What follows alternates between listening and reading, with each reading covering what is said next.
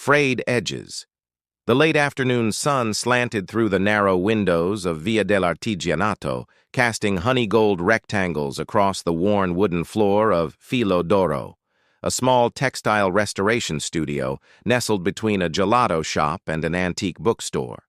Valentina Ricci adjusted her glasses and leaned closer to the delicate lace collar she was repairing, her nimble fingers working with the precision of someone who had spent a lifetime speaking the language of fabric. At 43, Valentina had inherited both the studio and her exceptional skills from her nonna, who had taught her that mending was an act of love, a philosophy that seemed increasingly out of place in a world that preferred replacement to restoration. Business had been slow, but she remained devoted to her craft, finding purpose in breathing new life into cherished textiles that carried the whispers of their owners' stories. The brass bell above the door jingled, interrupting her concentration.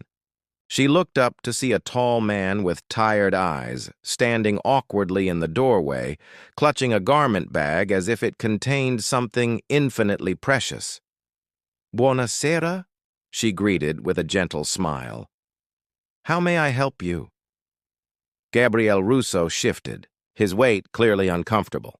At 38, his dark hair was already threaded with silver at the temples, and the lines around his eyes suggested he frowned more often than he smiled. "I need a restoration. I was told you're the best." Valentina gestured toward her workbench. "May I see?" With reluctant care, Gabriel unzipped the garment bag and revealed an exquisite burgundy waistcoat of aged silk brocade, patterned with subtle golden threads. Even at a glance, Valentina recognized the quality of the craftsmanship and the extensive damage. The silk was frayed along one seam, with several small tears and missing buttons. "It belonged to my grandfather," Gabriel explained, his voice softening. "Antonio Russo. He was a master carpenter who helped restore many historical buildings after the war. This was part of his wedding suit." Valentina gently examined the waistcoat, turning it over in her hands. "Beautiful work. Probably 1940s. Hand-stitched. Can you fix it?" There was an unexpected urgency in his voice. "It needs significant work," she said honestly. "The silk is fragile, and I'll need to source matching thread and replacement buttons. May I ask why now? Vintage pieces like this often sit in wardrobes for decades." Gabriel's jaw tightened. "There's a family gathering next month, the 50th anniversary of my grandfather's restoration of the Palazzo Vecchio clock tower. My father expects me to wear it." Something in his tone made Valentina look up from the garment. There was a story here. Something beyond fabric and thread. "I'm an architect," he continued, seemingly compelled to explain.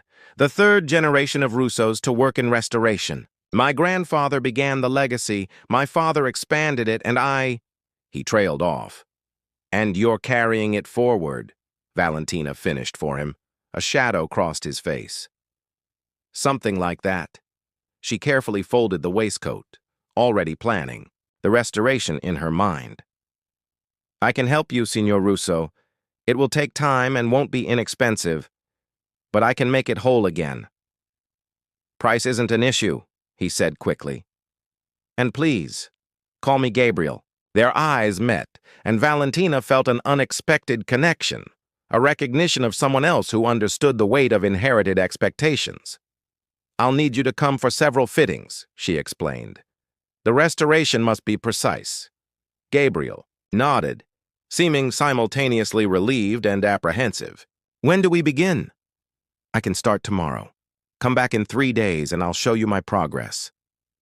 As he turned to leave, Valentina noticed how his shoulders hunched slightly, as if carrying an invisible burden. She recognized that posture all too well, the stance of someone whose life had become a garment that no longer fit comfortably. "Gabriel," she called after him, "your grandfather's waistcoat. It's not just fabric, is it?" He paused at the door, surprised by her perception. "No," he admitted quietly. "It's never just been about the fabric." The bell jingled again as he left, but his presence lingered in the studio like an unfinished stitch, waiting to be completed. The warp and weft. "You've done beautiful work here," Gabriel said, running his fingers along the nearly invisible repair on the waistcoat's shoulder seam. 3 visits in 2 weeks had gradually softened his rigid demeanor, though Valentina noticed. He still carried tension in the set of his jaw. Valentina's workroom had become a sanctuary of sorts for both of them. Today, rain pattered against the windows, creating a gentle rhythm that accompanied the classical music playing softly in the background. Outside, Florence bustled despite the weather, but inside Filodoro, time moved at the pace of careful stitches and thoughtful conversation. "I found these in an antique market in Siena," Valentina explained, showing him 4 carved mother-of-pearl buttons that matched the remaining originals. "The vendor said they came from a tailor shop that closed in the 50s. I've been saving them for something special." Gabriel examined one, holding it to the light. "My grandfather would have appreciated this attention to detail. He always said craftsmanship reveals character." "Wise man," Valentina smiled, threading a needle with burgundy silk. "You mentioned he worked on the Palazzo Vecchio clock tower? That must have been extraordinary." Gabriel's expression softened with pride before clouding again. He restored the decorative elements around the clock face after they were damaged during the war. "My father likes to remind everyone of that legacy. The Russo name is practically carved into the stonework of half the historical buildings in Florence." "And that weighs on you," Valentina observed, not as a question but as a gentle acknowledgement. Gabriel sank into the chair across from her workbench, watching her hands as they moved with practiced precision. "My designs are different, more contemporary, focused on how historical spaces can adapt to modern needs while preserving their essence. My father calls it compromising integrity." "We haven't spoken in months." Valentina nodded, understanding family expectations all too well. "My mother wanted me to become a fashion designer in Milan. She couldn't understand why I chose to spend my life repairing what others had created instead of making my own name." "What made you stay?" Gabriel asked, genuinely curious. Valentina set down her needle and gestured around the studio. "This place has been healing broken things for over 70 years. My nonna taught me that restoration isn't just about preserving the past. It's about honoring the hands that created something beautiful enough to be worth saving." She picked up a photograph from her desk, showing a white-haired woman with kind eyes and work-worn hands. "She restored textiles for the Uffizi Gallery, you know. After the flood of '66, she worked for weeks helping salvage damaged tapestries." Gabriel studied the photograph. "She looks like you. Same determined expression." "She would have liked you," Valentina said, surprising herself with the admission.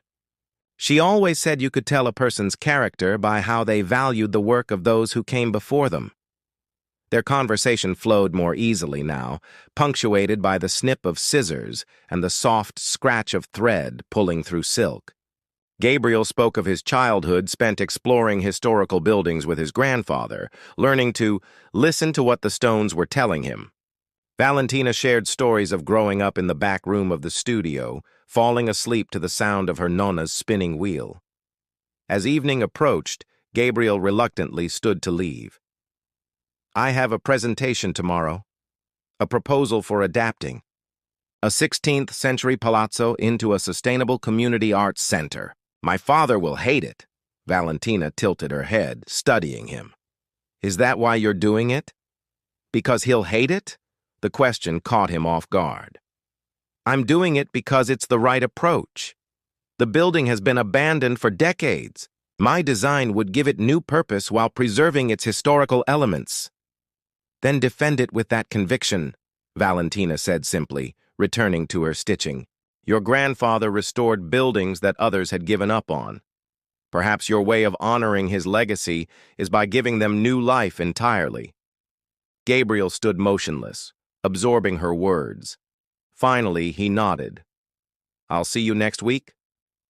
I'll be here, Valentina replied, not looking up from her work. The buttons should be attached by then. After he left, Valentina worked late into the night, losing herself in the meditative rhythm of her craft. The waistcoat was beginning to come together, but she sensed that Gabriel himself was still full of loose threads and frayed edges. Like any good restoration, healing took time and patience, qualities the modern world had little appreciation for. Outside her window, Florence glowed in the rainy evening, centuries of art and architecture illuminated against the night sky, a city that understood better than most the value of preserving what came before while still embracing what was yet to be. Invisible stitches, Valentina knew something was wrong the moment Gabriel entered her studio. His usual measured stride had been replaced by agitated movement, and he carried with him the unmistakable energy of someone whose carefully constructed world had just collapsed. "The committee rejected my proposal," he announced without preamble, pacing between the dress forms and fabric bolts that populated her workspace. 6 months of work, dismissed in 15 minutes. My father was on the Heritage Committee and spoke against it publicly. Valentina set aside the nearly completed waistcoat. "I'm so sorry, Gabriel. He called my design a betrayal of everything the Rousseau name stands for." Gabriel's voice was tight with controlled fury and something deeper, hurt. "In front of colleagues I've known for years. Some of them were my mentors." "Sit," Valentina instructed, moving to the small kitchenette at the back of her studio. "I'm making tea." Gabriel obeyed, collapsing into the worn armchair by the window. Outside, Florence continued its timeless dance of tourists and locals, oblivious to his personal catastrophe.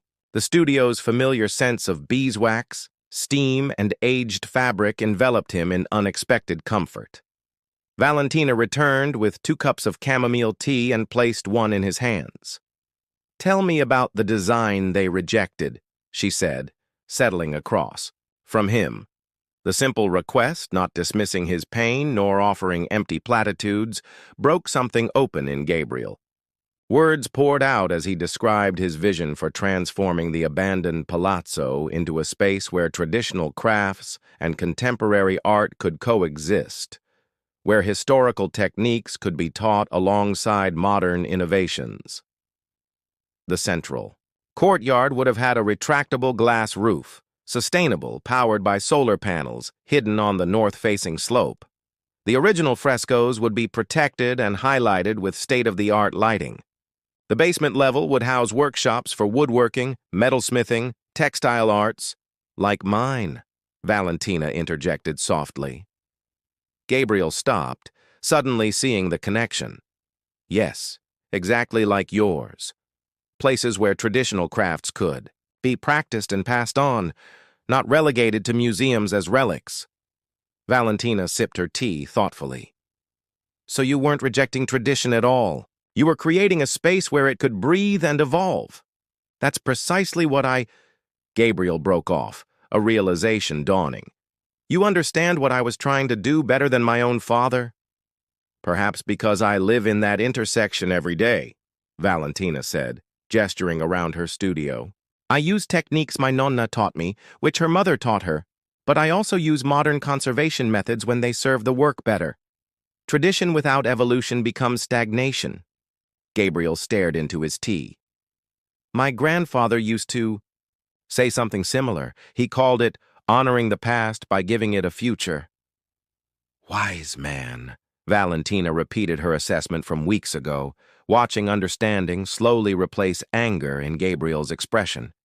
"I've never told anyone this," Gabriel said after a long pause, "but sometimes I feel like I'm wearing a costume, playing the role of Gabriel Rousseau, third-generation architectural restorer. Even this waistcoat feels like another piece of that costume." Valentina set down her cup. "Stand up," she instructed. Gabriel looked confused, but complied. Valentina retrieved the waistcoat from her workbench and held it out. "Try it on," she said. "It's nearly finished." Gabriel slipped it on over his shirt. and Valentina adjusted it across his shoulders, her touch professional but somehow intimate. She guided him to the full-length mirror in the corner of the studio. "Look," she said simply. The transformation was remarkable. The waistcoat no longer looked like a museum piece, but something vital and alive. The burgundy silk caught the afternoon light, the golden threads in the brocade pattern subtle but luminous. The newly attached antique buttons gleamed with the soft luster that only decades of gentle wear can produce. "I don't understand," Gabriel said, meeting her eyes in the mirror. "What did you do?" "I didn't just restore it to what it was," Valentina explained, adjusting the fit slightly. "I restored it to what it could be. I reinforced the structure with modern techniques while preserving the original appearance. It's stronger now than when it was first made." Gabriel turned slowly, examining the garment from different angles. "It fits perfectly." "Of course it does," Valentina said with quiet confidence. "Because I made it fit you, not your grandfather, not your father's idea of your grandfather. You." Their eyes met, and something unspoken passed between them. A recognition that the invisible stitches holding them together had become stronger than either had anticipated. The studio phone rang, breaking the moment. Valentina answered it, her expression shifting from surprise to concern as she listened. When she hung up, she turned to Gabriel with worried eyes. "That was my landlord. The building has been sold to a developer. I have 30 days to vacate the studio." The pattern emerges. "This is ridiculous," Gabriel declared, standing in the middle of Valentina's studio surrounded by stacks of documents. "They can't just demolish a building that's been part of this neighborhood for 2 centuries. 3 weeks had passed since Valentina received the eviction notice. The small studio was now filled with half-packed boxes, her collections of vintage threads and restoration materials carefully categorized but with nowhere to go. "They can, if it's not officially designated as historically significant," Valentina replied, sorting through photographs of the building's original features. "And apparently, it isn't." Gabriel shook his head in frustration. A textile studio that's operated continuously since 1946 should qualify for cultural heritage protection. This neighborhood was once the heart of Florence's artisan community. The irony wasn't lost on either of them. Gabriel, whose modern design had been rejected for being insufficiently respectful of heritage, was now fighting to preserve Valentina's traditional workshop against modernization. "I've found 3 possible locations," Valentina said, trying to sound optimistic. "One is above a restaurant. The smells would permeate the textiles. Another is half the size and twice the rent. The third is on the outskirts of the city, far from my clients." Gabriel studied the building plans spread across her work table. What had begun as a professional relationship had evolved into something neither of them had anticipated. During the past weeks, he'd spent every spare moment helping Valentina research the building's history, looking for legal grounds to challenge the eviction. In the process, he'd discovered parts of Florence's architectural heritage he'd never explored, and sides of himself he'd long suppressed. "What if we approached this differently?" Gabriel suggested suddenly.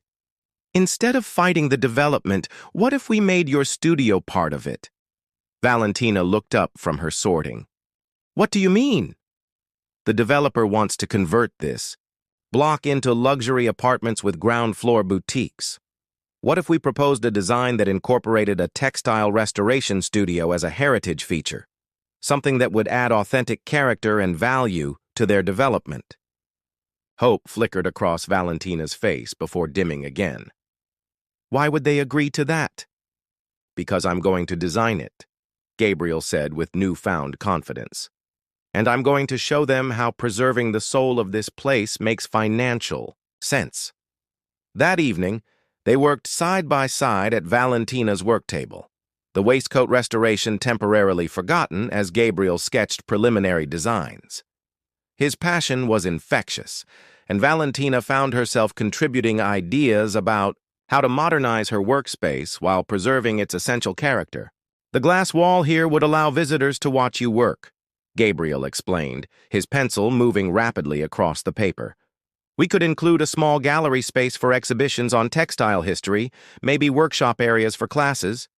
You're turning my little studio into a cultural center, Valentina observed, both amazed and a little overwhelmed. Gabriel paused, looking up at her. Is that too much? I don't want to change what makes this place special.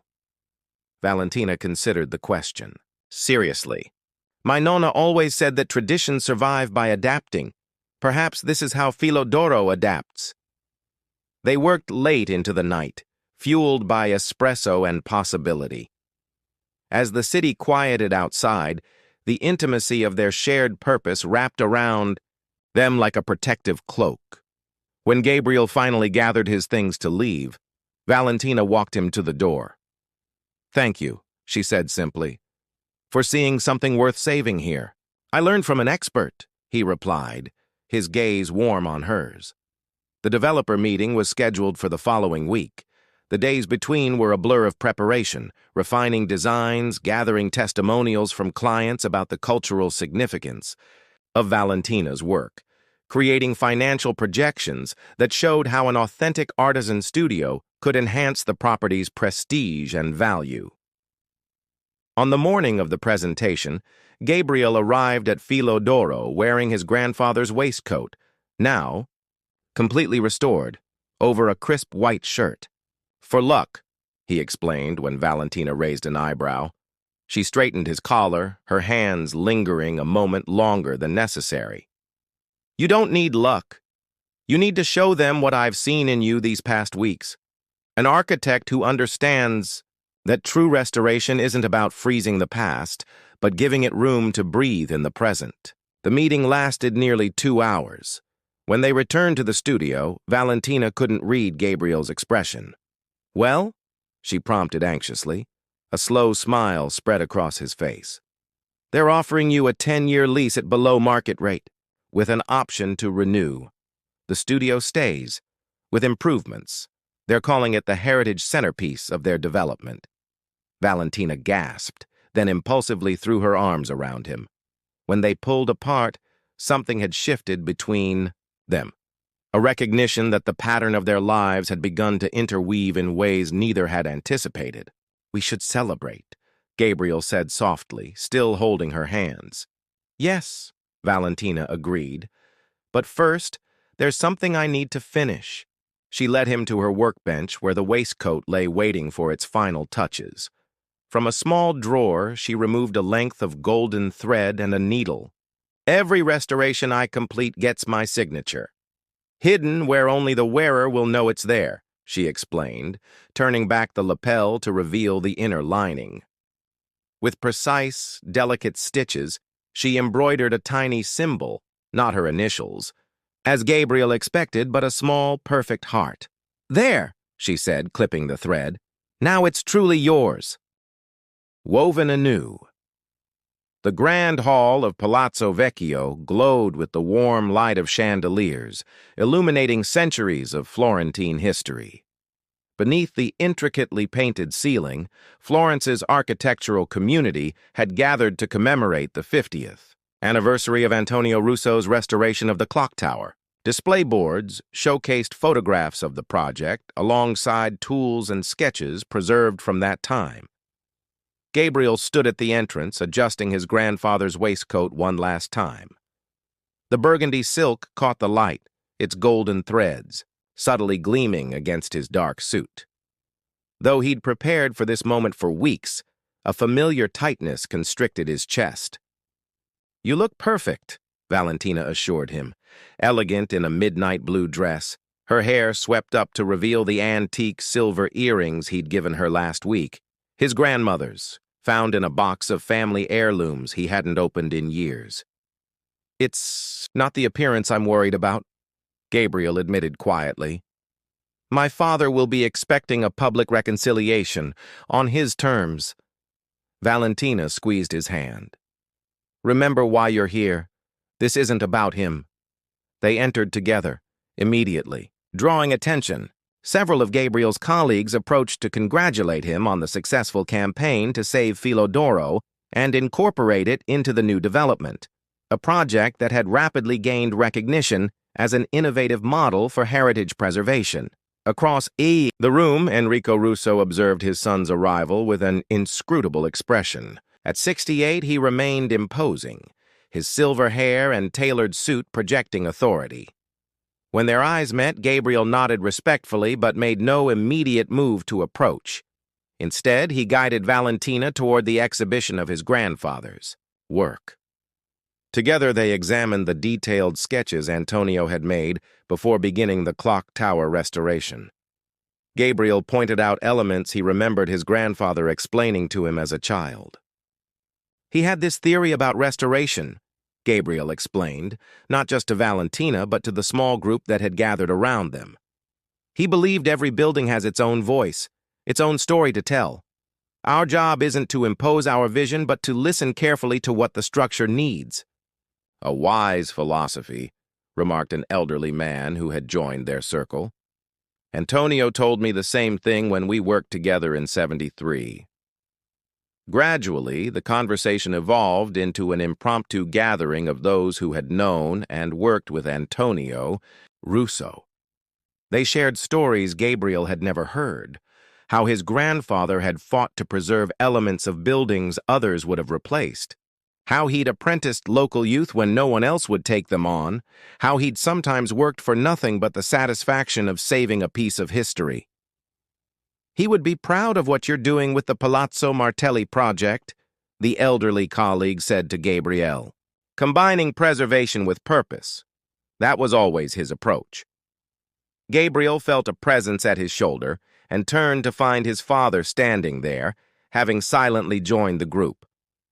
The Martelli project, Enrico said, his voice neutral. I heard the developer adopted your revised proposal. A tense silence fell over the gathering. Gabriel took a deep breath. Yes, construction begins next month. Enrico nodded slowly. I reviewed the final plans. The integration of modern elements, while preserving the original structure, is thoughtfully executed. Coming from his father, this was tantamount to effusive praise. Gabriel felt Valentina's reassuring presence beside him, giving him strength. I learned from the best, Gabriel replied, meeting his father's gaze directly. From both of you. Something shifted in Enrico's expression, a slight softening around the eyes. Your grandfather used to say that restoration wasn't just about buildings. He believed it was about restoring connections between people and their heritage. He glanced at Valentina, then back to Gabriel. I understand you've been exploring that concept quite literally. Gabriel smiled, recognizing the olive branch being extended. Valentina has taught me that true restoration preserves essence while allowing for growth. It's not about erasing the cracks, but understanding the story they tell.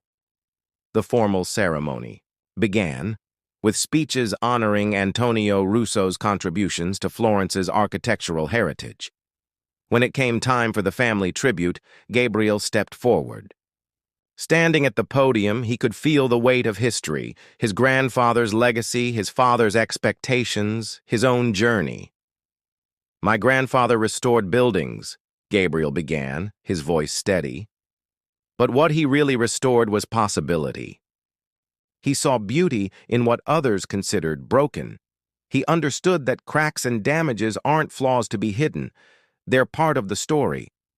From the audience, Valentina smiled encouragement, the woman who had helped him see that some tears run deeper than fabric. I stand before you wearing his waistcoat, Gabriel continued, touching the burgundy silk. It was damaged, and I nearly discarded it. But someone special showed me that with patience and the right hands, what seems beyond repair can be made whole again, not by erasing its history, but by honoring it. His eyes found his father in the crowd. The Russo legacy isn't about preserving the past exactly as it was. It's about giving it a future. My grandfather understood that, and in my own way, I hope to carry that understanding forward. After the ceremony, as guests mingled with champagne and conversation, Enrico approached Gabriel and Valentina. "Ms. Ricci," he said formally, "I understand I have you to thank for this transformation in my son." Valentina shook her head. "I simply helped reveal what was already there, Signor Russo. Sometimes we all need someone to look at us with fresh eyes." Later, as they walked home through Florence's illuminated streets, Gabriel and Valentina paused on the Ponte Vecchio. Below, them! The Arno River reflected the city lights like scattered gold. "What happens now?" Valentina asked softly. "With your father? With your work?" Gabriel considered the question, his hand finding hers. "I think we start weaving something new, not erasing the pattern that came before, but adding to it, making it stronger, more resilient." He turned to face her. "That's what you taught me." Under the starlit Florentine sky, surrounded by centuries of art and architecture that had endured through war, flood, and time itself, Gabriel understood finally what his grandfather had meant about restoration. It wasn't just about buildings, or fabric, or objects. It was about the careful, patient work of mending connections, to our past, to our purpose, to each other. "I think," Valentina said, her eyes reflecting the lights of the ancient bridge, "that sounds like a beautiful design." Gabriel smiled, feeling the hidden embroidered heart resting against his own. "It already is."